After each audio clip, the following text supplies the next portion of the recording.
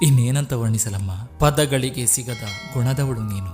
ನನ್ನವ್ವ ನೀನು, ನನ್ನ ಹಡೆದವ್ವ.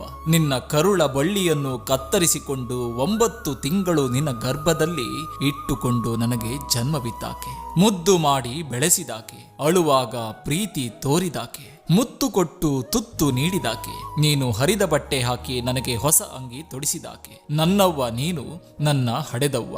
ನಾನು ಸ್ಕೂಲಿಗೆ ಹೋಗುವಾಗ ಮರೆಯಲ್ಲಿ ನಿಂತು ನೋಡುತ್ತಿದ್ದೆ. ಸಾಯಂಕಾಲ ಆದ ತಕ್ಷಣ ಬರುವ ದಾರಿ ಕಾಯುತ್ತಿದ್ದೆ. ನನ್ನ ನಗುವ ಮುಖ ಕಂಡು ನಿನ್ನ ನೋವು ಮರೆಯುತ್ತಿದ್ದೆ. ನನ್ನವ್ವ ನೀನು, ನನ್ನ ಹಡೆದವ್ವ. ಅಪ್ಪ ಏನಾದರೂ ಹೊಡೆದಾಗ ಮುದ್ದು ಮಾಡಿ ರಮಿಸುತ್ತಿದ್ದೆ. ಮಗು ಏನಾದರೂ ತಿನ್ನು ಎಂದು ನನ್ನ ಕೈಗೆ 4 ಆಣೆ ಕೊಟ್ಟು ಅಂಗಡಿಗೆ ಕಳುಹಿಸುತ್ತಿದ್ದೆ. ನಾನು ಬೆಳೆದು ದೊಡ್ಡವನಾದ್ರೂ ನೀನು ನನ್ನ ಮಗ ಎಂದು ಕರೆಯುತ್ತಿದ್ದೆ. ನನ್ನವ್ವ ನೀನು, ನನ್ನ ಹಡೆದವ್ವ.